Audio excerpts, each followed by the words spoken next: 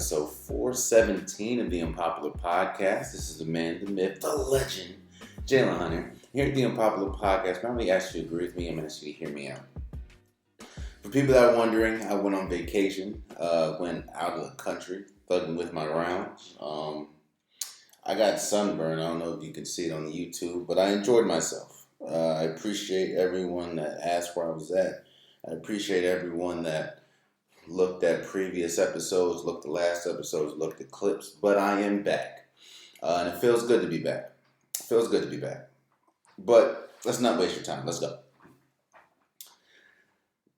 What's fascinating about a championship team is, and we've talked about this before on this podcast, but what's fascinating about a championship team is there are different aspects that makes a championship team, but there are stark similarities. And I think the beauty in basketball is, again, you can win different ways, but dominance looks like something, and you get to it. Dominance isn't an overnight thing. You have to build towards dominance. And once you get there, it is obvious and it is clear what dominance looks like. What I think is I'm going to talk about, obviously, UConn winning the national championship and South Carolina winning the national championship. What I'm going to start with, obviously, is South Carolina. But what's fascinating to me is how similar both these teams look and how both these teams kind of model a brand of success. A dominant brand of success, might I add. You see, players matter, okay? I'm never going to say that players aren't important. You need players to execute the scheme, execute your game plan.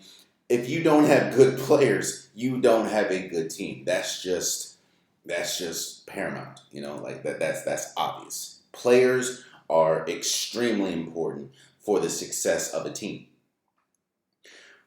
But what I think is so fascinating about, let's stick with South Carolina, is how important Don Staley is to not only this year's team, but the culture of South Carolina.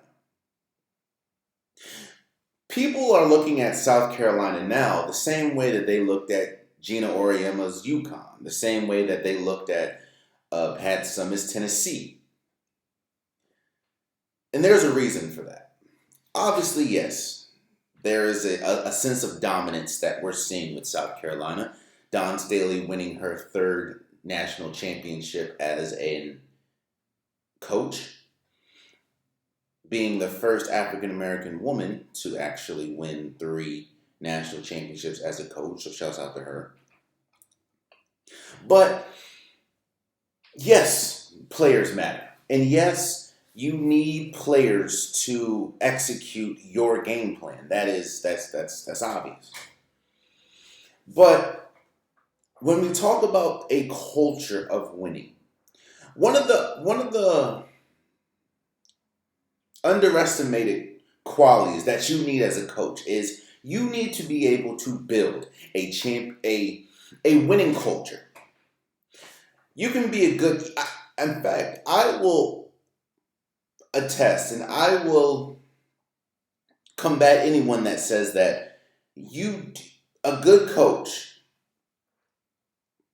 how do I say this? I think that you cannot be a good coach if you don't build a winning culture. Now, also, I understand that there are some coaches that don't have the players to implement a winning culture, but you can see a winning culture. And you can see a culture that is built off winning. You just don't have the pieces for it. I think that's different. I think it's clear as day that you have the culture, you just don't win because the players might not be up to stuff, maybe because teams around you are better. That's different than having a culture. And what I think Don Staley has done is she has brought a winning formula. She has brought a winning culture to South Carolina. Mind you, South Carolina, I'm not saying they were trash, but they really weren't good. They weren't. There wasn't a culture of winning before she got there. And now, when you look up, she's won her third national championship since 2017.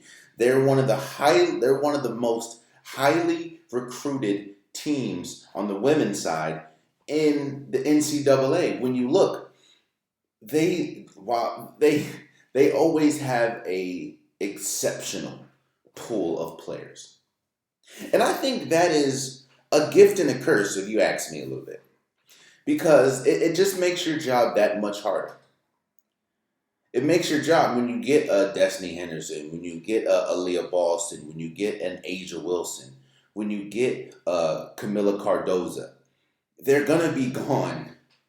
Now, obviously, with the women's game, they have to stay a little longer due to the rules, but you constantly have to reinvent yourself. You constantly have to reinvent your team, or your team is going to fall by the wayside. And that is where the winning culture comes in. We don't talk about that much in college basketball. We're going to talk about a coach later on in this show that I don't know if he's a great coach, but I don't know if he brings a winning culture. It might be controversial, but we'll talk about it a little later. But you cannot say that about Don Staley and this South Carolina team. Yo, they had an undefeated season. I think they went 38-0. Do you know how tough that is? You know how they say any given Sunday on football? Well, that's exactly how it is in basketball as well. You can lose to anyone. Someone can have a great game and you just don't have it. They had 38 opportunities to lose and they didn't lose once. I think that this goes way beyond congratulations for Don Staley and for the South Carolina Gamecocks. Yo, it's been talked about all year, and we saw the peak of it in this tournament. The women's game has surpassed the men's game at least this year. Or you know what? I'll say the last few years. I'm not saying that this is going to be a trend and it's going to continue this way. But a lot of the reason is because of Caitlin Clark. And a lot of reason is because basketball is about storylines. We talked about this last episode, I believe. Basketball is about storylines. And there's more compelling, more intriguing storylines with the women's side than it is the men's. And you also saw a dominant force. I think that's kind of what gets lost in this as well. While yes, Caitlin Clark was incredible. There were some incredible freshmen this year in college basketball, whether we talk about Hannah Hidalgo. You know, there were players that weren't freshmen but were still great, like Paige Beckerts. Another freshman was Juju Watkins. You know, there were some great players. But there was also that dominant force, and that dominant force was South Carolina. And as we saw, you know what I think it is? You know how people say they don't like dynasties, and you know how people say that they don't like they don't like the Alabamas. You know how Alabama wins a lot of, usually they're amongst the top football teams. It hasn't been that in a few years, but you know how people say that they don't like watching the dominance of Alabama, yet and still the viewership for Alabama games are amongst some of the highest every season in college football. A lot of people said that they don't like a dominant team. They don't like a quote-unquote dynasty. They don't like a team that is just head and shoulders above the rest. Yet and still, South Carolina was one of the most watched teams all year, one of the most followed teams all year. And they brought that dominance to the national championship and essentially beat out Caitlin Clark and the Iowa Hawkeyes, which, by the way, you know, a lot of people are talking about how great Caitlin Clark is. Well, Iowa is a pretty good team. This is their second year in a row. Unfortunately, they lost, but their second year in a row making the national championship. It's crazy, man. And I think the beauty of it is Don Staley in this South Carolina team, while it's easy to hate because, again, a lot of people like to see people lose. But I think that they're also easy to love. Don Staley probably is one of the most genuine people, at least, I don't know her personally, obviously, but at least from the outside looking in. She's one of the most genuine people to follow, genuine people to wrap your arms around. And it's not just from the outside looking in. You can see by the recruiting, and you can see by all the former players that just speak glowing of her, and all her current players that speak glowing of her. I don't think I'm not ready to say she's amongst the all-time greats, Don Staley. But what I will say is she is well on her way there. She's well on her way to be discussed with the Gino Oriemas. Even though you may not like her, she's on her way and maybe even surpassed. Well, I'm not going to say surpassed because I'm not going to disrespect her resume, but with the Kim Mulkeys. I think she's only lost 3 games as a head coach of South Carolina, I believe, or in the last 3 years. Shouts out to the South Carolina Gamecocks for winning this year's national championship in dominant fashion. Oh man, I have a lot of biases, obviously. Everyone knows I'm a North Carolina fan, and neither one of my teams, both men or women, made it to the national championship. But I also root for everyone that's black. I mean, I'm not going to sugarcoat it. I'm not going to mince my words about it. And to see someone, because I understand, as being an African American, I know how tough it is to be accepted in a world that only accepts you for one way. And what I mean by that is people love to accept black people as the athlete. Like, people love looking at LeBron James, looking at Steph Curry, looking at Asia Wilson, and accepting them for who they are because they're the athlete. But I know that it doesn't matter if you're LeBron James, if you're Tiger Woods. They see you as just the athlete. And it's very hard to venture to higher, to venture to the coaching round, to the front office round, because not only does it seem like your resume doesn't matter as much when you're an athlete, but your rope shrinks considerably because it feels like they wait for the first opportunity for you messing up. And as soon as that, you're out the door. It's very rare that an African American gets second and third chances at being a head coach or being a GM or being, a front office personnel. Very rare. In any sport, basketball, football, there's not too many Mike Tomlins in the NFL. And what I mean by that, there's not too many coaches that can get that long of a tenure at a place. Especially, yes, I understand that Mike Tomlin has, the most winning seasons, but he also only has I think 1 or 2 national or Super Bowls. That wouldn't cut it in a lot of areas. And on top of that, look how many GMs are African Americans. Not that many. So when I see a genuine woman that is leading a team that is African American and leading the team to heights that a lot of people would not accept, and a lot of people wouldn't expect, and a lot of people don't want to see, I'm always going to champion that. And when you look at this South Carolina team, yes, you have the players. You have Cardoza.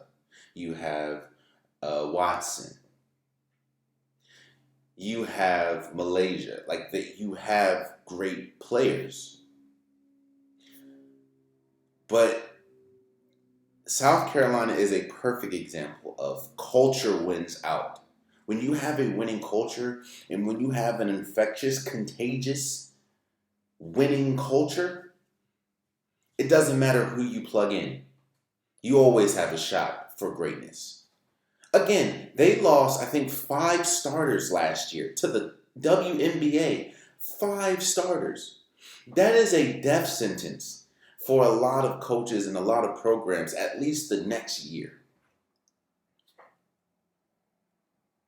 And on top of that, Don Staley and those five starters that went to the league, they lost to Caitlin Clark last year in the Final Four. So to come back and not only, after losing 5 starters, not only go 38-0, but win a national championship and beat Caitlin Clark, you have to tip your hat. And it has to be more than just the players. Again, I'm never going to discount the players. The players are the most important in my opinion. But you can see a winning culture. And that is exactly what South Carolina is. And that's exactly what Don Staley has brought to South Carolina. So congratulations again. And shouts out to Don Staley and the South Carolina Gamecocks for winning the 2024 National Championship. Well deserved, well earned, and an incredible feat to not only win that, but to win that in an undefeated season. Shouts out to you guys. Oh, and before I go on to the men's side, I also want to shout out Caitlin Clark. And Don Staley said it so eloquently, but I'll say it here as well. I'm not,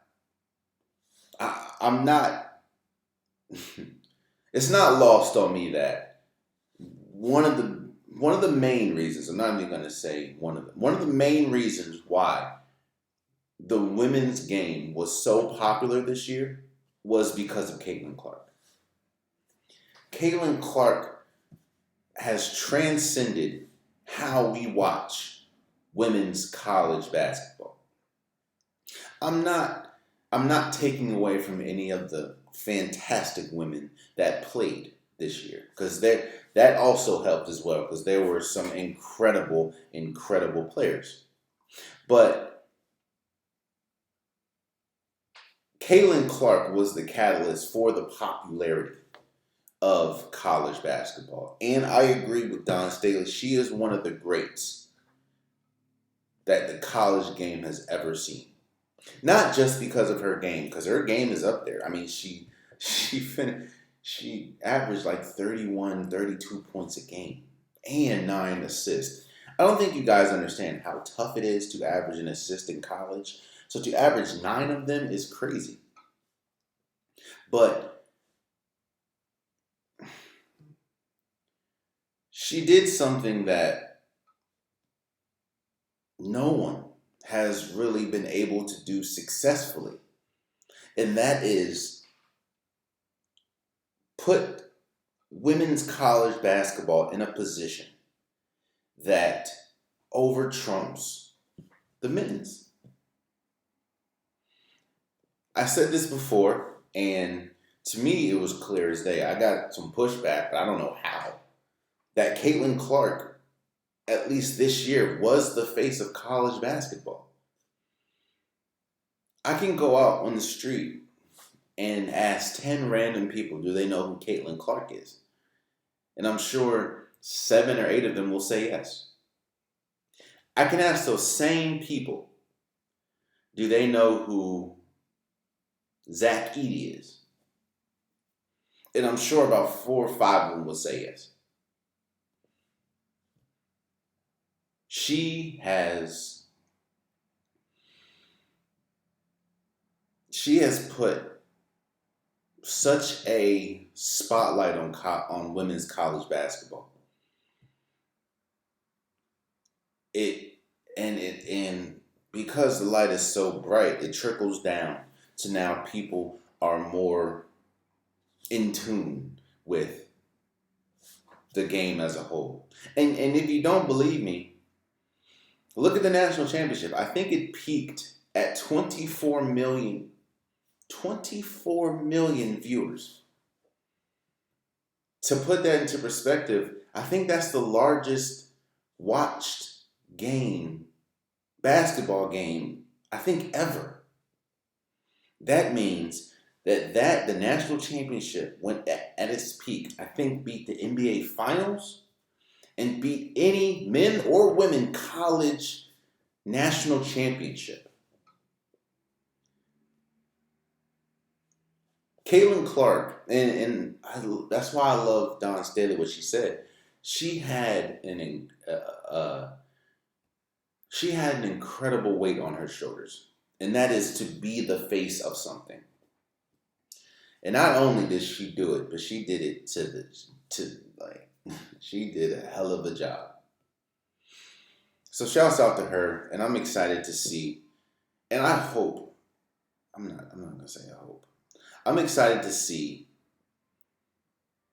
her transition from college to the pros.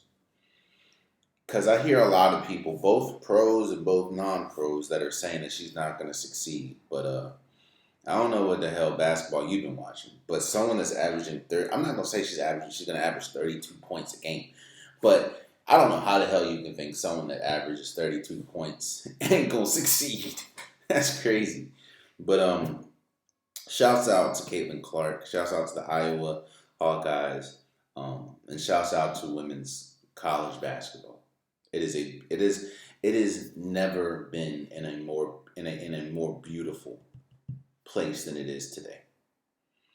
The opportunity of growth is there. Because yes, Caitlin Clark is leaving, but you still have great players that you can put your arms around. I think Paige Beckers has already announced she's coming back for UConn. Juju Watkins, freshman she will be a sophomore next year.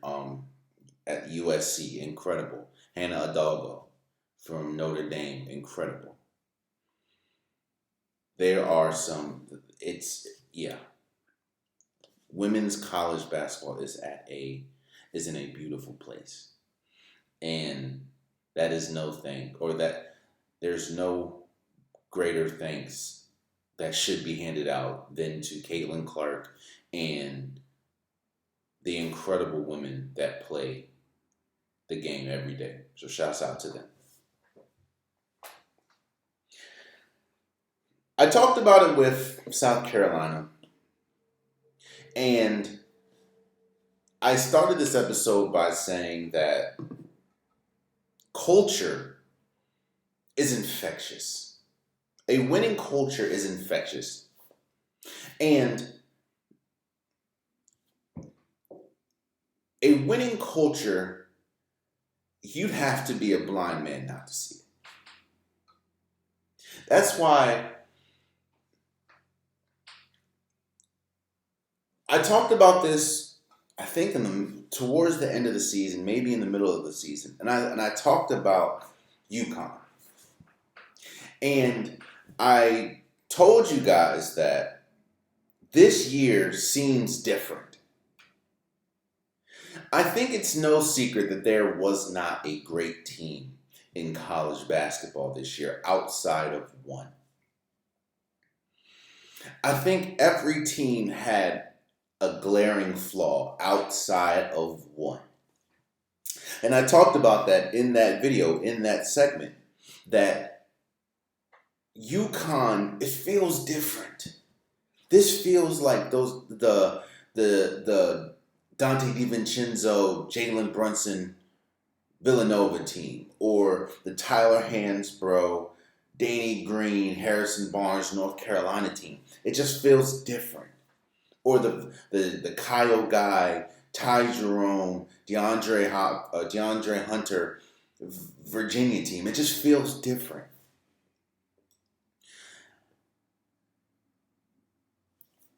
Dan Hurley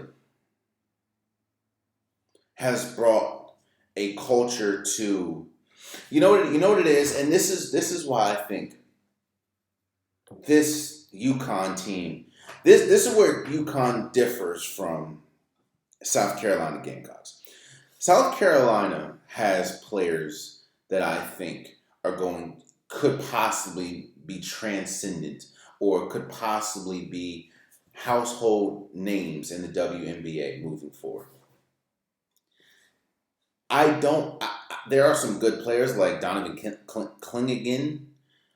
He's really good, 7 foot tall, a big man. But they don't really have a player that I think can do wonders in the NBA. But what they do have is a winning culture, and that is thanks to Dan. Again, we talked about South Carolina losing, I think, 5 starters last year. UConn lost a bunch of, I think, 3 or 4 starters last year to the NBA or to graduation. And to come back and be dominant. Look, do you understand? This UConn team did not lose a game. The lowest margin of victory that they had in the tournament was 12 points. This team, what that means is you had no shot going into the game. Do you understand how crazy that is? Do you understand that yo, do you know how many halves they were up by 20 or more? I think there was 1 or 2 games they were up 30 at half. That is unheard of in college basketball. South Carolina was down. They were look. UConn is a perfect example of a team that has displayed a winning culture. And they have knocked it out the park on every phase with recruiting, with player retention, with like quiet as it's kept. This is not going to be a good. This isn't going to be the best draft for the NBA at all this year. There's a lot of players that's on this UConn team that's probably going to go to the draft. Maybe 2 or 3 of them actually, but this UConn team and Dan Hurley has got to a point where it would be foolish to underestimate them. I'm not saying that they're going to rattle off 3, 4 straight, but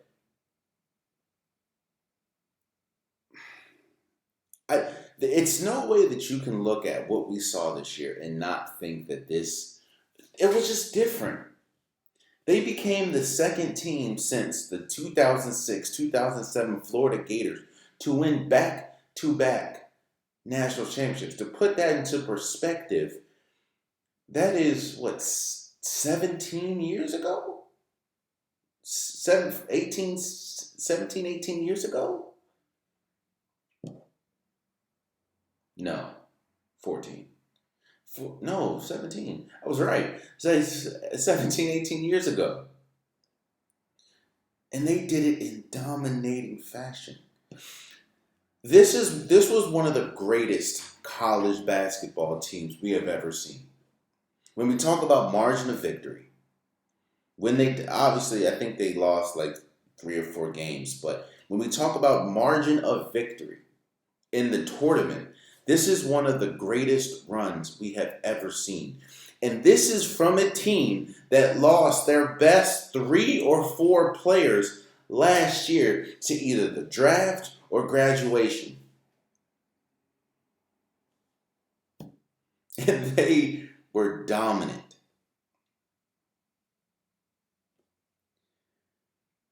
It's about culture. I don't. And the thing that people underestimate about culture, especially a winning culture, is the beauty of a winning culture is you can plug in anybody. I'm not saying that you can plug in anybody and your level of dominance is going to remain the same.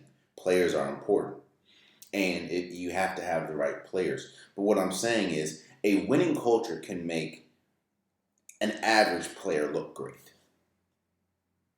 It's all about the time they put in, and it's all about the time that you put into them. And it just feels different with Dan Hurley, man. It just kind of like with Don Staley, you can tell that the players have a different relationship with Dan. It just feels like it doesn't even feel like a father-son thing. It feels like a brother thing. And that's very hard to do with a coach because there's always an authoritative view on them. But it just feels different with Dan. Yo, I don't know. It's tough for me to eloquently put how dominant this team was. And I'll put it in a perfect perspective. There was not one time in this entire tournament, and going into the tournament, there wasn't a time, I don't think, and I'm a North Carolina fan, there was not a time where I thought that there was a team that could beat UConn. Think about that. I am a fan of North Carolina, diehard North Carolina fan. Next time North Carolina is a national championship, I'm going to put my life savings on the line and try to go. That is how much of a fan I am. There was not one time where I thought North or UConn was going to lose. And in the tournament, especially like there was not a time where I thought if they were going to lose, it was going to be probably the largest upset in college basketball history. And that even is, more than when the Houston Cougars, I think, beat Georgetown or something. Or NC State beat Georgetown or whatever it was. I don't think, there was not a team close to UConn. Close. And that is coming from a North Carolina fan. That is looking at what we saw from Houston, what we saw from Duke, which eventually made it to the Final Four. NC State, or the Elite Eight. NC State, like Purdue. There was not a team close to UConn. That, especially in college, is a prime definition of a winning culture. And quad is kept, again, I don't know if they're going to win it next year. I don't know. And honestly, it matters who you lose and who you gain, but I'm almost sure that UConn is going to be in the mix because of the winning culture that Dan Hurley has brought to this UConn team. And mind you, this isn't the first two national championships. They've had, Shabazz Napier. They've had Jeremy Lamb. They've had Rip Hamilton. They've had what's his name? Ray Allen. They've had Kemba Walker. They've had great players. But this just feels different. And that's no offense to them. The Charlie Villanueva teams, that's no offense to them. Ben Gordon. But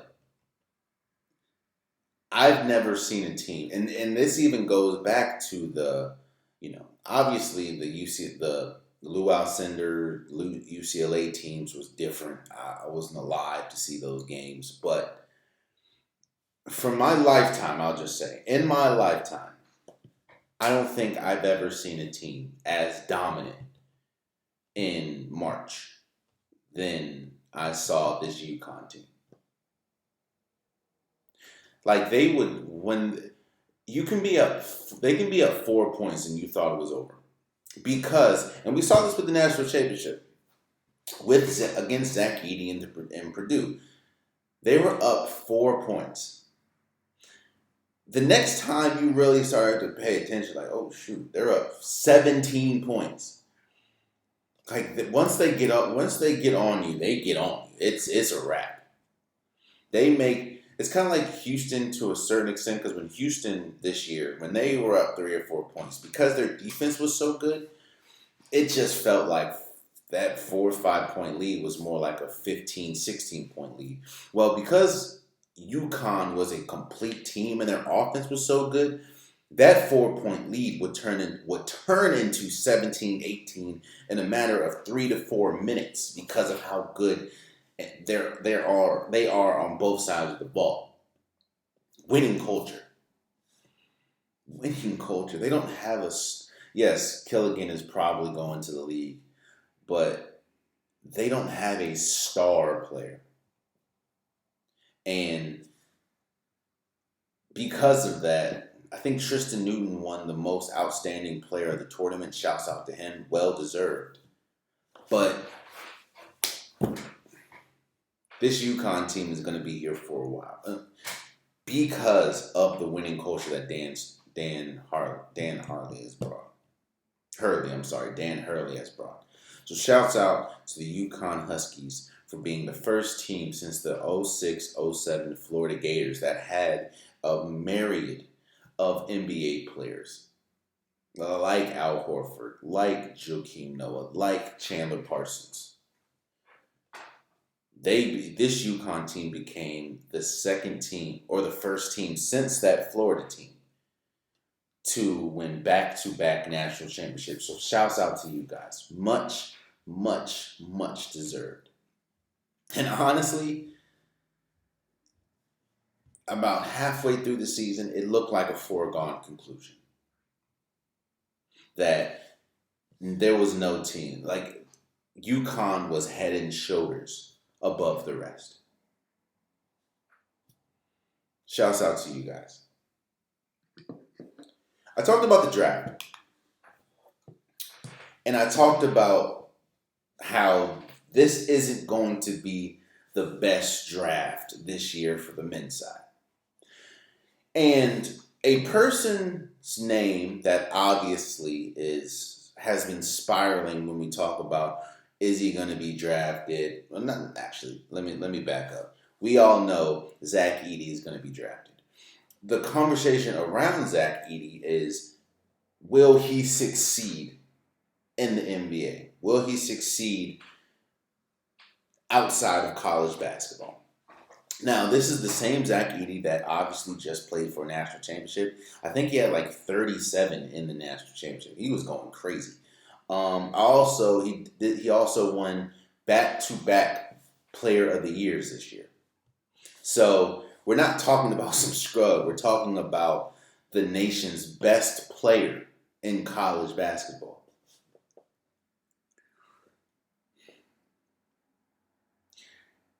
I think Zach Edey is a perfect example of the difference between college basketball and the NBA. Perfect example. Let me first say, I think Zach Edey can play in the league. I think Zach Edey can be like a Andre Drummond type player. When we talk about his rebounding, when we talk about maybe like a Rudy Gobert as well with his defense, I think he has the capability of doing that. Some things need to change in his game, but I do think that he has that capability. And as we see, Andre Drummond, I know it's not a popular thing to say because a lot of casuals don't know much about Andre Drummond, but Andre Drummond is one of the greatest rebounders the NBA has ever seen. When you look at his rebounding total, when you look at his rebounding percentage, he is one of the greatest rebounders of all time. And I know he's easy to hate and he's easy to crack on, but Rudy Gobert is one of the best rim protectors of all time. I mean, I think he's about to win his third or fourth Defensive Player of the Year this year. Like, you can't win that much or that award that much and not be good at your job. Like, come on. So I do think that when you look at the hype, when you look at the capabilities, I think that Zach Edey can be that type of player. I think the question is, people haven't really put this question into its right perspective or right tier.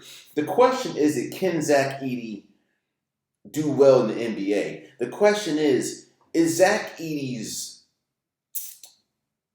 intangibles, is Zach Edey's skill good enough to be a high draft pick or good enough to be a cornerstone for a team?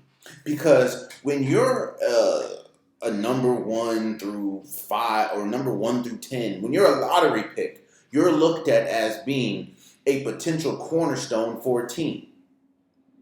Because quiet as it's kept, if you're a top tier talent, you're going to a lower franchise. So the question is, can Zach Edey last in the league? Can he play in the NBA? I think for sure, to be that tall and to be the National Player of the Year 2 years in a row, of course you can play in the NBA. The question is, does his skill set warrant a lottery pick? And I think is where the conversation should lie. And it goes back to the point where I said that that's the difference between college basketball and the NBA. Zach Edey was by far the best college basketball player in the nation. But the NBA is where you're going to see a lot of his shortcomings, I'll say. Obviously, this is a much lower case and a much lower player. And no offense to him, but one of the reasons, I talked about this before, I talked about Armando Bacot. And I talked about one of the things that frustrate me about watching his game is he remained the same from his freshman year to his last year at North Carolina. He was always a great rebounder. He was always a big body. He was always able to, locate the ball. He was one of the best rebounders, and he was one of the best paint presence in college basketball his entire career. The thing is, it felt like watching him, he never developed his game past what it was. While that is not exactly the same for Zach Edey, what Zach Edey has not done is developed his game to a point that can translate better for the NBA, and that is his offense. All of Zach Edey's offensive skill, offensive repertoire is close to the rim. He uses his size to perfection, and he's able to get easy touches and easy points at the rim. That's what makes Zach Edey so dominant. No one can stop him, at least in college basketball, once he gets to the rim. The issue, and the one thing that you can do to stop Zach Edey is keep him away from the rim. Make him a shooter, because that is one thing he is not, is a jump shooter. Not from mid-range. Like he may attempt it, but that's not his game. And he turns into a much lower class player once you make him or get him further and further from the rim. Well, if we look at the NBA game, the reason why Rudy Gobert is so successful is because you have shooters around him, but there's still a cap on Rudy Gobert. Rudy Gobert is one of the best defenders we've seen, at least rim protectors, that we've seen in the league. I think Zach Edey has that capability, but I don't know if he'll get there. I think Andre Drummond, who can't score that much, it's kind of like Zach Edey, can't really score away from the rim. He's one of the best rebounders we've ever seen. Well, I don't know. I think Zach Edey can get there because of his height and his size, but I don't know if he will. I I think what's helping Zach Edey, and I think what will help Zach Edey and what will secure his place as a lottery pick is he's a good player. He's a talented player. His college resume speaks for itself. But this is a weak draft. Very weak. One of the weakest in a while. And because of that, there isn't much options outside of, one or two. Like, you can go overseas, you can go to Ignite. You can look at maybe someone like a Dalton Kincaid, but are they that much better than Zach Edey? Or is their resume that much better than what Zach Edey has produced? I don't know. So, to answer the question directly, I don't think Zach Edey, I think you can develop. I think that he can develop into a pretty good player. I think if he devotes himself to learning, to developing a jump shot and developing more of a shooter's touch, I'm not saying you have to be a 3-point shooter. No one's saying that. I understand that this is more of a 3-point shooting league at this point, but not every big has to be a 3-point shooter. I think that Zach Edey will be incredible for the game. I think that he can because he is gifted with some God-given abilities that a lot of people don't. He will be able to succeed in his role. The thing is, I don't think his role is big enough to be a cornerstone or a centerpiece for a team. Like, I don't think if you dropped Zach Edey on the Hornets, they'd be that much better. If you drop Zach Edey on the Wizards, they'd be that much better.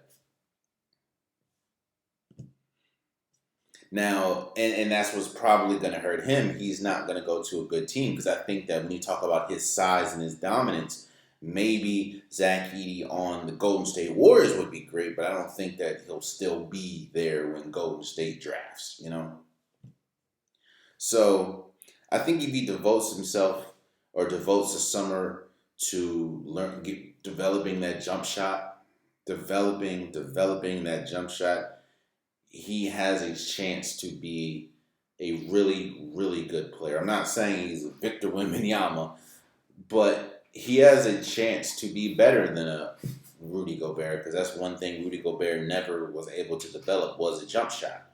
But what I will say is, if this Zach Edey that we're getting is the same that we're going to get in the league, he's good enough to be in the league, but he's not good enough to be. I think he'll be a lottery pick just by default because this is such a weak draft. That's just honestly what it is. But I'm not gonna say he can't play in the league. That a guy that just dropped 37 on a dominant UConn team, and won his second straight Player of the Year. It would be foolish for me to think that he couldn't do something in the NBA. That'd be crazy. So, but again, that Zach Edey is a prime example of the stark difference in talent-wise from the NBA and college. It's crazy. Speaking of draft, something that I wanted to touch on. We just talked about Zach Edey. Another name that kind of turned heads with his draft decision was Bronny James. Bronny James electing to enter his name into the draft. Now, yes, he's pretty much keeping his NCAA eligibility just in case he doesn't get drafted or just in case he doesn't like what he sees, which I think is smart.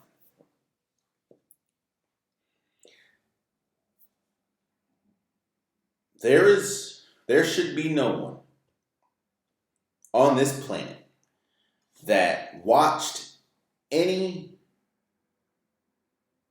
USC games last year that featured Bronny James and think that he is ready for the NBA. Now, let me mince my words and say this. I think that he has NBA intangibles. I think that he can be a really good defender.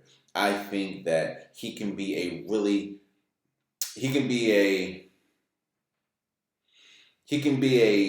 3-and-D type player right now. But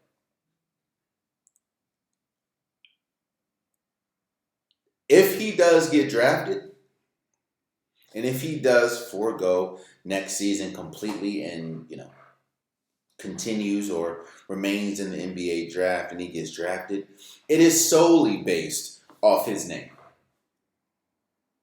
And to me, that would be the biggest disservice for his career.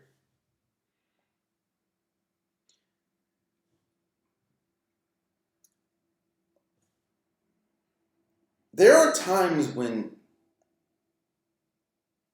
the best thing for a player's career is to go back to college. I mean, Bronny James and the USC Trojans had a injury-laden season. The man averaged 4 points a game this year. Do you think someone that averaged 4 points a game should be in the NBA right now? No. Again, I think he has NBA intangibles. And I think that, especially when we talk about his defense, I think that he could go to the NBA. Let me say that. I think he could go to the NBA this year. But I think he's not ready. It kind of goes back to some of those Duke, Kentucky teams where you'll have a player that is good enough to go to the NBA, but perfect example. Trevor Duval. People remember Trevor Duval? Trevor Duval from Duke. One of the top recruited high school players, was pretty good for Duke. But everyone knew, you probably should stay a year. Or stay a year or two. Maybe 3. But you should definitely stay another year. What did Trevor Duval do? Trevor Duval was a one and done. Went to the league after 1 year, even though it was clear as day that he should more than likely stay for another year in college. One and done. I promise you can't name me, or you can't tell me where Trevor Duval is right now. Again, he was one of the most highly recruited basketball players from high school ever. But again, there's a difference between high school and college basketball, just like there's a difference between college basketball and the NBA. I think Bronny James has the opportunity to be an incredible NBA player. Maybe not his father, but I do think that he has the opportunity to be an incredible basketball player. I just think he needs more time to develop in college. Now again, this can all be for naught. I mean, he can say, hey, I'm coming back to school. Cool. And I think that's a smart decision. But I think the worst thing that he can do right now is go to the league. Right now. Because watching USC games, he's not ready. I think Gilbert Arenas says something that a lot of people, it went over a lot of people's head, but I think is a perfect example of why he's not ready.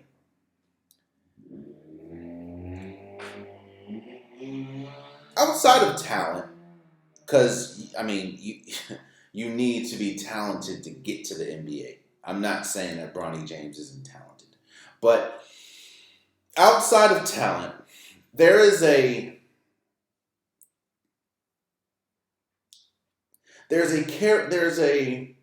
characteristic that every basketball player that is in the NBA has, and that is a killer instinct. And that is the belief that you are the best player. I'm sure every NBA player believes that they're the best basketball player in the world. Whether you believe it or not, it doesn't matter what you believe. That's what they believe. And Gilbert Arenas says something, and I've heard other people, other coaches say something, that Bronny James hasn't developed that yet. The key word in that is yet. Because I think if Bronny James develops that and is able to nurture and grow that killer instinct, which is what you get from playing more competitive basketball, i.e. in college, then I think he has a much better shot than he does right now. Gilbert Arenas said it most, like there's times when he just coasts, or there's times when he's okay with being the second option on a team. Like, no, bro. No. Again, I'm speaking from somebody from the outside looking in, but it doesn't. I think that would be the worst case, the worst decision that he can make right now, Bronny James, and that is to go to the league right now. And what's unfortunate is I know that someone would possibly draft him, because we know the stories and the rumors that whoever drafts Bronny James likely will get LeBron James, because we've heard LeBron James been very public and very vocal about wanting to play with his son and wanting to be the first father-son duo ever in the NBA. So there's going to be a team that's like, hey, if I can get Bronny James, we don't really care about Bronny James too much as we care about getting LeBron James. That to me completely destroys his growth. Because if you're drafting him for somebody else, that means that you're not putting in the time to develop him like you should.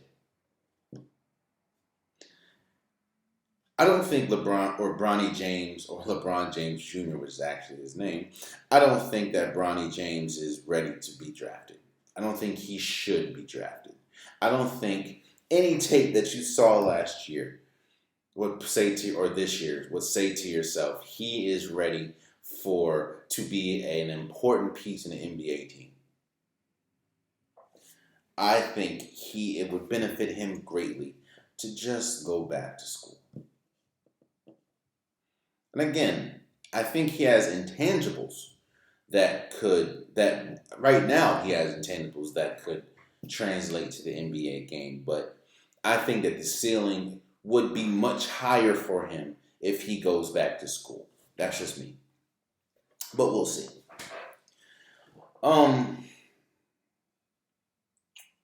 We talked about championship culture. And we talked about Dawn Staley and how she brought a championship culture to South Carolina Gamecocks. And we talked about Dan Hurley and how he brought a championship culture to UConn. How both of these now are powerhouses, mostly because of both Dan and Dawn. And it hit me once I heard the news about John Calipari going from Kentucky to now the Arizona Razorbacks. I think he signed a 5-year deal to be Arkansas, to be the Arkansas's new head coach. The Razorbacks. Compiling this episode, being on break, being on vacation, and watching the news, it hit me. John Calipari is the perfect example to what I'm talking about. How there's a difference between bringing a championship caliber culture and not. I think when people hear that, they think that you can't be successful, you can't have a good culture if it's not a championship culture, and that's not true. There's levels to it. I don't think John Calipari has... There's no way that you can have 47 draft picks come through your school. You coached 47 draft picks and not have a winning culture. No way, shape, or form. I think John Calipari currently is one of the most winningest coaches in college basketball history. But what I think John Calipari has not brought is a championship caliber culture. There's no way that you can have 47 draft picks from Kentucky alone, I believe. 47 draft picks from Kentucky alone, not including Memphis, and only have one national championship. That's been my issue. That's been my issue with John Calipari this entire time. I couldn't really put my finger on it. I didn't know how to put it into words, but I got it now. My issue with John Calipari is simple. You've had the talent. You just have not had the culture. You've had a winning culture, but you haven't had a championship caliber culture. And maybe that was not the case, or maybe that wasn't the goal. When you hear John Calipari's interviews, the goal is to get these players to the league. I very rarely hear him say the goal is national championship. So maybe in that sense, I'm not going to say he doesn't care about national championship, but that's not number one on his brain, and that's cool. Maybe that's just my expectations. My expectation is when you have that much talent and you're in a competitive sport, your goal should be to be at the mountaintop of that sport. And the only way to be at the mountaintop of that sport is to win national championships. And again, I talked about this when I talked about John Calipari when they lost to Oakland. When you have that, different programs come with different expectations. And I think I'm starting to understand that the expectation that Kentucky possibly had wasn't necessarily the expectation that John Calipari had. Because I think the expectation with Kentucky is obviously championships. They want national championships. They get they have one of the top recruiting classes year after year after year in their eyes, and they have one of the most loyal fan bases in their eyes. That should lead to a championship. But I think in John Calipari's eyes, it's no. My goal is to get these kids to the next level. Now, I'm not saying that, Dan Hurley or Don Staley are championship level coaches. They don't care about none of that. No, I don't think that's all. But I think that that's John Calipari's main focus is let me get you to the next level. So, maybe I've had more expectations than he's had for his experience. Maybe, okay. I think I've accepted what is biblical, accept the things that you cannot change. I don't know this man from a can of paint, but I do know that. And it hit me, man, like a ton of bricks. Like, yo, maybe John Calipari never really cared about national championships. And that's okay. Because almost every interview he said, my goal is to get these kids to the next level. And he's done that. And I think that's one of the biggest reasons why he's one of the best recruiters in the nation. One of the best college recruiters ever. Because that's his goal. His goal is like, yo, I don't really care about this national championship thing. I care about getting you to the next level. That's how you're able to get Terrence Jones, Julius Randle, Tyrese Maxey, Malik Monk, De'Aaron Fox, Tyler Hero, Bam Adebayo, just to name a few. Well, And I think he's going to succeed in Arkansas. I think the same. I mean, I look at it like this, man. One of the biggest reasons why it's always funny to me when people expect players that have been in the league 10, 15 years to automatically change is because when you've been doing something for so long and it's brought you the success that you're looking for or it's brought you success, why do you think they're going to change? That's like Steph Curry. That's like expecting Steph Curry next season to turn into Patrick Beverly on the defensive side of the ball. It's not going to happen. That's like Draymond, you expecting Draymond Green to turn into Klay Thompson shooting the ball. It's not going to happen. That is not what has garnished the success for Draymond Green. So why would you think that's, people get so upset with Russell Westbrook because he didn't work in a lot of areas. Well, yeah, you're getting the same Russell Westbrook that worked for him his entire career. So why do you think he's going to now turn into a spot-up shooter? Like, it's not going to happen. I don't think Arkansas should now be on championship watch with John Calipari now. I don't think that. Again, with all the talent that he's had, he only has one national championship.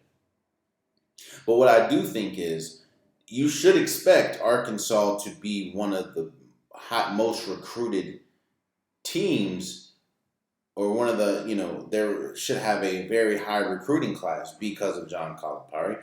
I think that you should now expect more kids from Arkansas to go to the league because he's there. And I do think they're going to be an incredible team, or he's going to have incredible teams. I just don't think that, I'll say this, I wouldn't expect a national championship from John Calipari because he couldn't get it done in Memphis.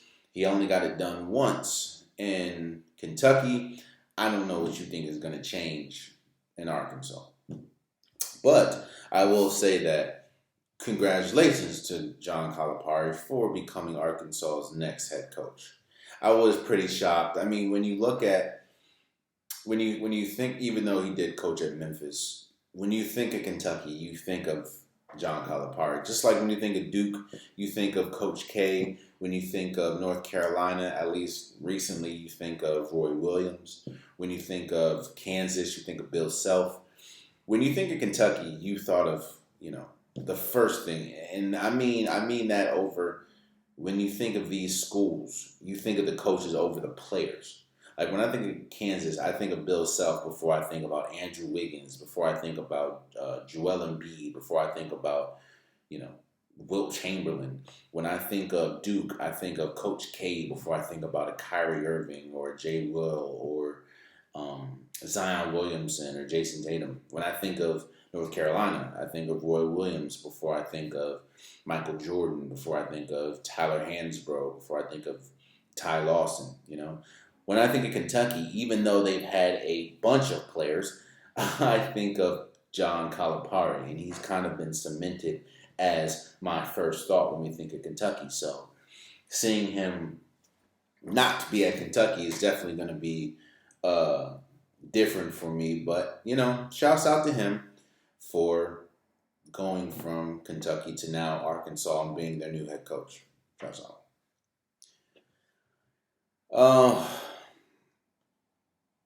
Let's talk about wrestling for a second.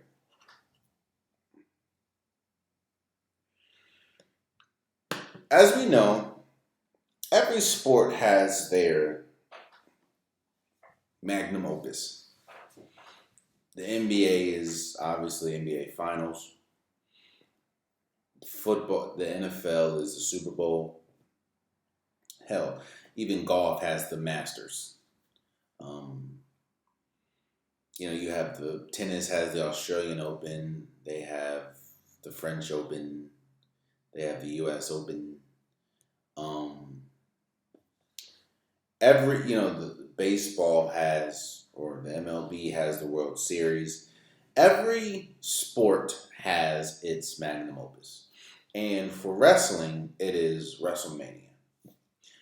And what I think this happened a few years ago, or it started a few years ago. I think the most brilliant thing that the wrestling could have done and wrestling has done for themselves is make WrestleMania, I think, 2 nights. I'm not the biggest wrestling fan anymore.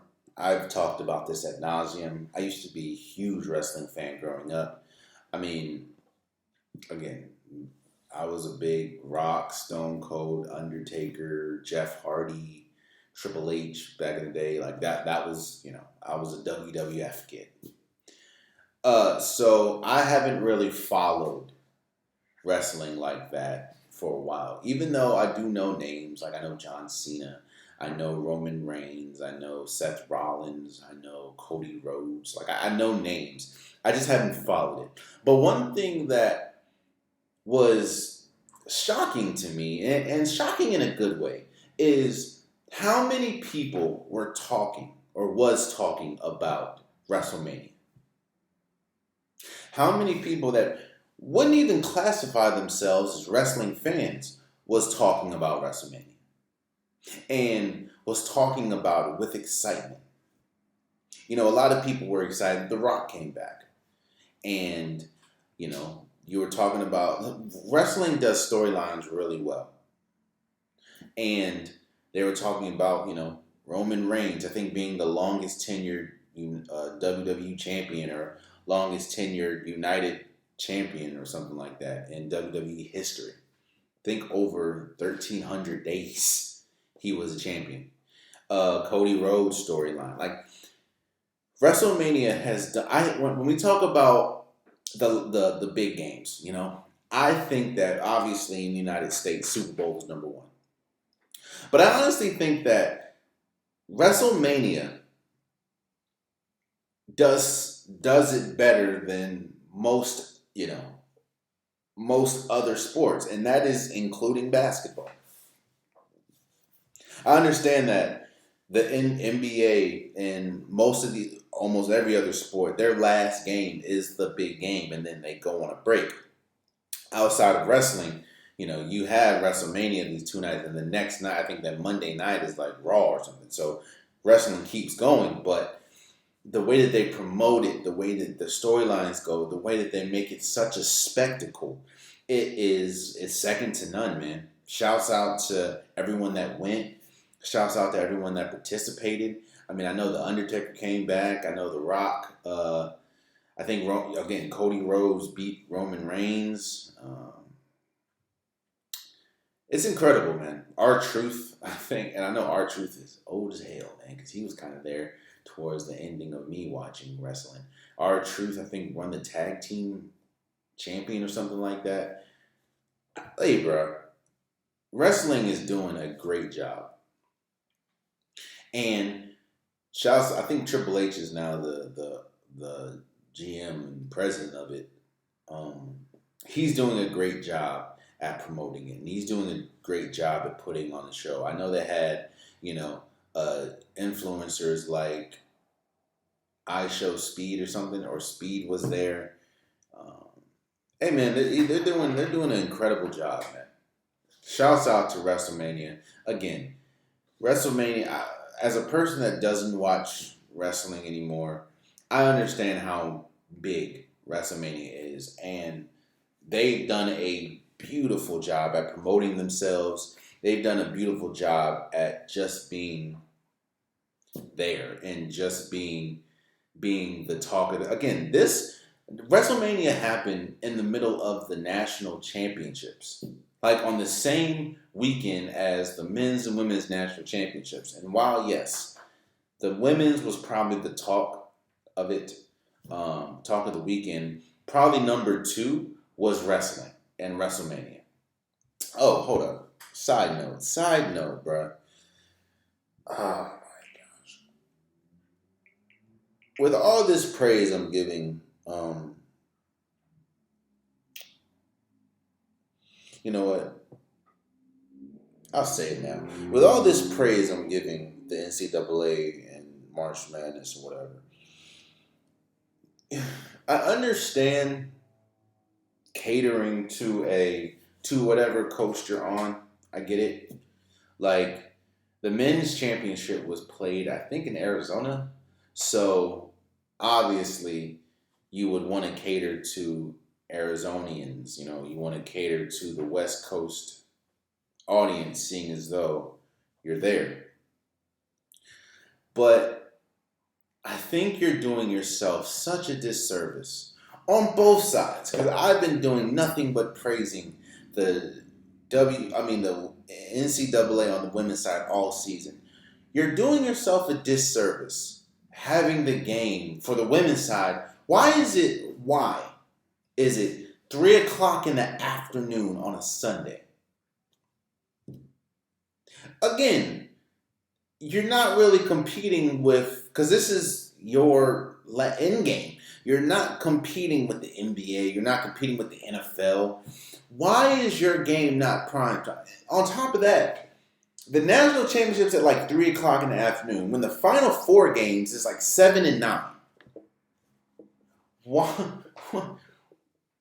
They did an incredible job for the women's side broadcasting it. When you have Elle Duncan, when you have Andrea Carter, when you have Janaea Bumake, when you have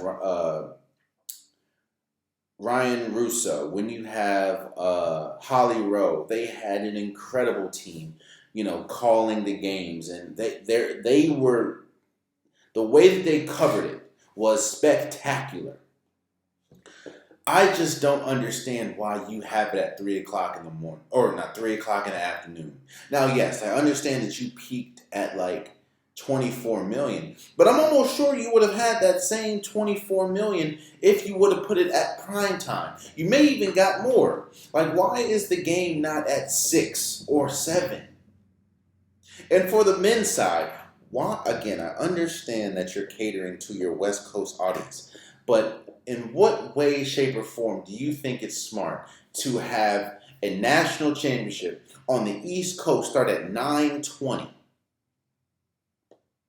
And you're already you're already on a Monday, by the way, and you're not already, your ratings this year were not that they used to be, obviously, and your ratings have kind of dwarfed or been dwarfed by the women's side of March Madness. Why in God's name are you starting so late?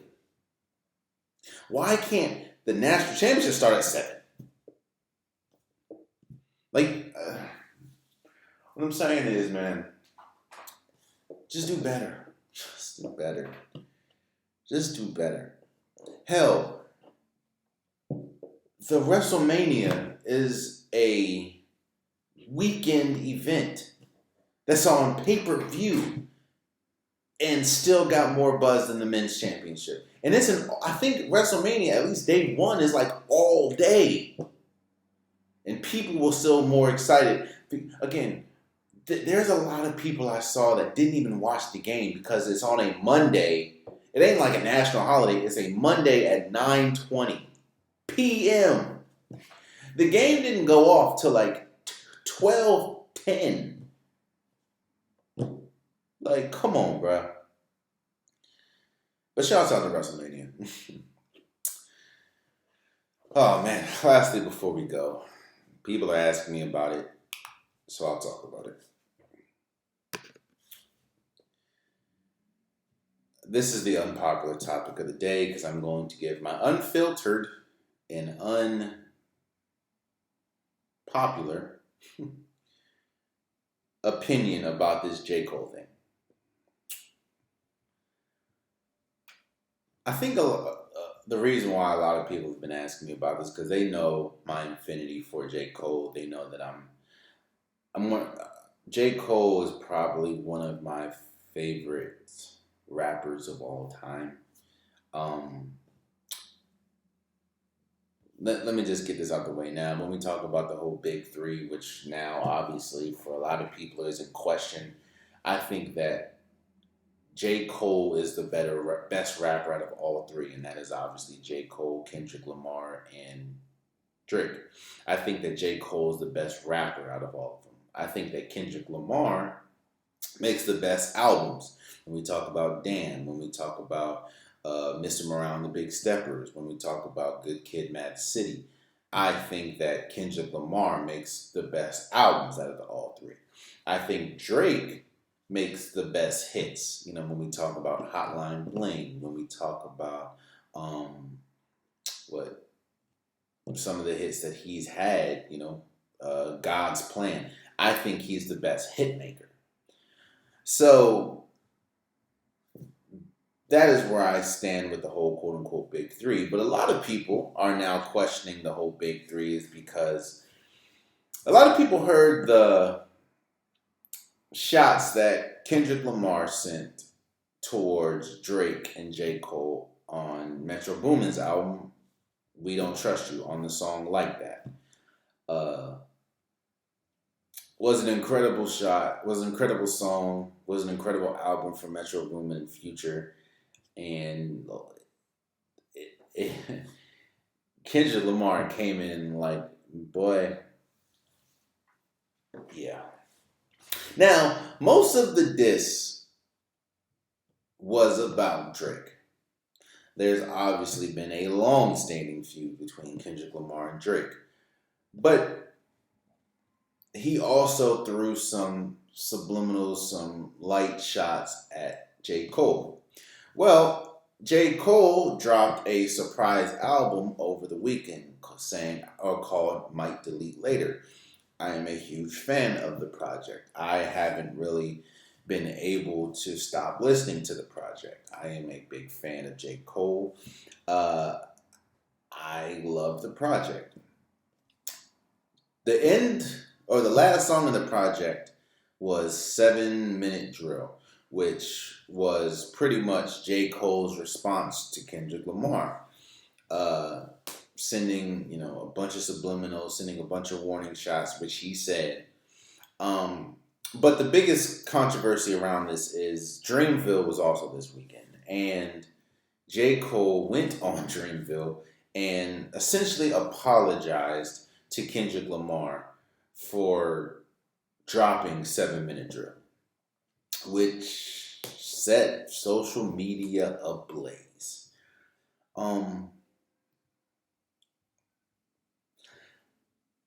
I understand both sides of this coin. I understand the people that are extremely upset, and I understand the people that understand what J. Cole's doing or did.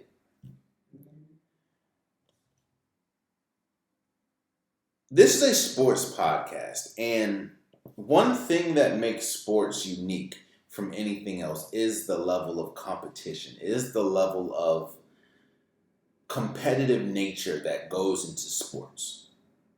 Well, in some veins, music, especially talking about rap and hip hop, there is a level of competition as well when you talk about diss tracks, when you talk about, people gunning to be the top dog. There's always going to be a level of competition because essentially being high up on the pedestal or being as famous and as popular as you can is essentially what extends your career and essentially what puts food on your table. And there has been there's been a quote unquote big three this entire time, which has been J. Cole, Drake, and Kendrick. Those are the three biggest names that have been in the rap industry. So, when we talk about rap beef, when we talk about disses and verbal combat, I understand, especially people of older ilk, people that, were alive and were around to see Nas versus Jay-Z, to see Benny Siegel versus Jadakiss, to see, Jay-Z versus Ja Rule.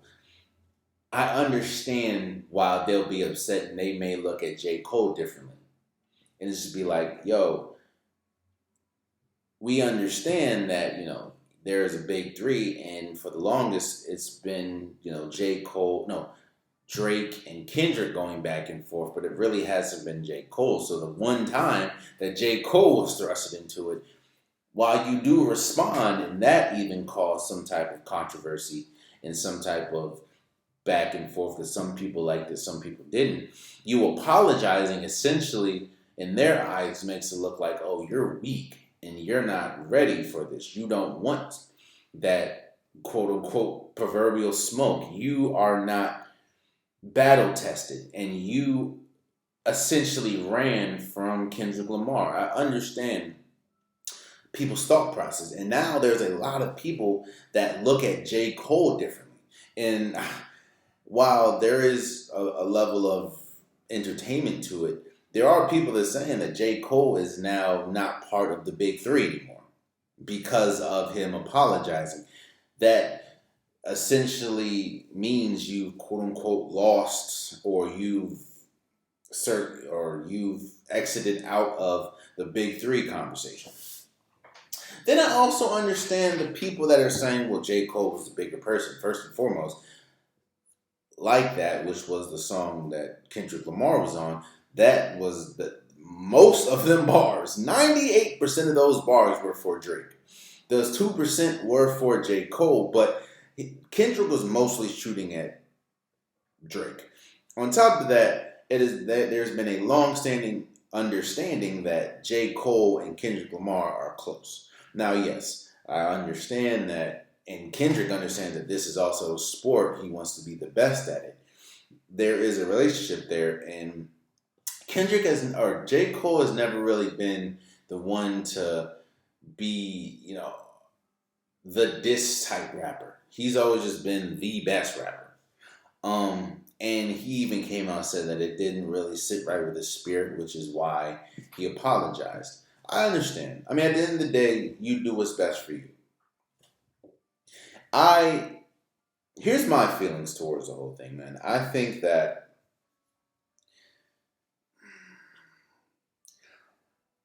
would I have loved to see a verbal back and forth between J. Cole and Kendrick? Yes. I think that there's always, especially when you love sports as much as I do, and you also view hip hop and rap as a sport in some cases, I would love to see two of the top people go, or I would love to see all three go at it. I would love to see J. Cole going at Kendrick. I would love to see Drake going at Kendrick. I would love to see Kendrick going at J. Cole. I would love to see Kendrick going at Drake. Outside of Drake and Kendrick, between J. Cole and Kendrick, I don't think that there's any love lost, but it is a sport, and it would be fun to see. And it doesn't take away how I'm not looking at J. Cole differently, because, hey, you're still a rapper. And a lot of people were just talking about the 7-minute drill, which was the song on Might Delete Later, but that entire project was incredible to me. So, yes, I would love to see it back and forth, but J. Cole made that decision. And he went on his platform, which was his festival, and apologized. Like, hey, if that's what you want to do, it's what you want to do. I mean, now I may not look at J. Cole in the same light as far as a battle rapper or whatever, but if we're still talking about rap, I still think J. Cole is the best rapper out of all three of them. And I still have a plethora of songs, a plethora of features that J. Cole has been on to justify how I feel. So I'm not looking at J. Cole no differently. I may look at the situation like, damn, Jay, like, I wish I would have seen that, but I'm not going to be like, all right, well, now J. Cole's trash. I hate J. Cole. J. Cole isn't part of the big three. I don't know another rapper. Again, there's some great rappers out there. I don't know another rapper that can rap better than J. Cole right now. So, and I'm still anticipating the fall off. So, I don't think it was weak. I think it was, I wasn't expecting it, don't get me wrong. And I was like, wow, I wouldn't have done that. But that's what J. Cole did. And it's still, J. Cole is still the best rapper in the game to me. And if you want to say, all right, J. Cole's out the big three, well, who are you putting in? Who it really shows. I think this really shows how many people care more about the quote unquote combat than they do the lyricism. Because I think that, okay, well, it does, I guess you can say it makes you look weak, but then you like, well, wait, that's still J. Cole. I don't, okay. I wouldn't have done it again, but I'm not J. Cole, and I can't rap like J. Cole. So, and I don't think that this means maybe in a rap beef or whatever. But then again, I think J. Cole also understands. I don't think that there's a beef between him and Kendrick. And I think that's what people are kind of missing. Like, they want to see that back and forth. And yeah, it would have been great to see that back and forth. But I don't think that there's a beef between Kendrick and J. Cole. Now, if Drake came out and apologized, or Kendrick came out and apologized to Drake, knowing the long feud that they've had, that would be a much different opinion of mine. But you're going at someone that, and that's one thing that he said, man. When you're beefing with somebody, when you're dissing somebody, there has to be a level of hate there. Not saying that you have to hate that person, but there has to be a level of hate. There has to be a level of vitriol to be able to say some things about this person that you can say. I don't think there's a beef between J. Cole and Kendrick. So I think that makes the diss and that makes the quote unquote rap battle much more difficult for someone like J. Cole, who has majority of his career been on this, positivity wave or whatever, which is good for him. So again, if I think if there was real outstanding issues between them, you not only would you not get a apology from J. Cole, I think you get a little more than a little jab jab. But hey, I think that you're dissing a friend, and I essentially, again, we're just talking about J. Cole's perspective. I'm not talking about Kendrick's perspective, And again, if you go back to like that, 98% of that verse was about Drake. And because J. Cole was on first person shooter, which kind of is the stem of that that verse, a couple shots went to J. Cole. So yeah, again, I would have done it, but I still look at J. Cole, one, as a top three. There's still a top three: Drake, Kendrick, and J. Cole. And I still think that J. Cole is the best rapper out of all three. Yeah. Oh, and I was a fan of To Pimp a Butterfly. I'm not saying it was I'm not saying it was Kendrick's best album, but I did enjoy it. I enjoyed it, So there you have it. Again, I appreciate you guys for sticking with me. I'm back from my vacation, and yeah, be ready to get episodes like usual and reels and everything like usual. But there you have it. That's been today's episode of the Unpopular Podcast. I truly, truly appreciate you guys. If you want an Unpopular Podcast shirt, hoodie, sweater, long sleeve joggers, the link is in the description below. I have multiple different colors, multiple different designs. Get your Unpopular Podcast merch today. Also, please subscribe to the YouTube channel. I, again, am back. So usually how I post, videos, reels, obviously whole episodes, they're going to be coming back. Tell a friend to tell a friend to tell a friend if you like the content. Subscribe. It definitely means a lot. Also, subscribe to the DSPs. I understand that some of my listeners or some of my followers, I guess you can say, only listen and some only watch me on YouTube. And both of you guys are extremely important. So if you listen on Apple Podcasts, on Spotify, on SoundCloud, any DSP, wherever you listen, please follow, please subscribe. It definitely means a lot. Also, please follow the socials. Follow Instagram, follow TikTok. Again, the reels, the videos, everything will be coming back now. I took a week off and now I'm back. So to get exclusive content, I guess you can say, to get longer reels, because the reels that I put on YouTube can only be a minute. So usually those reels that I put on YouTube are longer on social media, whether that's TikTok or Instagram. So Follow, if you want to see the entire reel of my entire thought process, follow that. That's probably where you can get to me as far as comment. We can debate. That's probably the quickest way to get to me is the social media. So follow. It definitely means a lot. Until next time, much love. Oh man, you stayed to the end of the video. I appreciate you. If you like what you saw, be sure to hit that subscribe button so you'll never miss any content from your boy. You can also go back and watch past episodes, past clips, and don't forget that the Unpopular Podcast new episodes drop every Wednesday and Saturday. Appreciate you.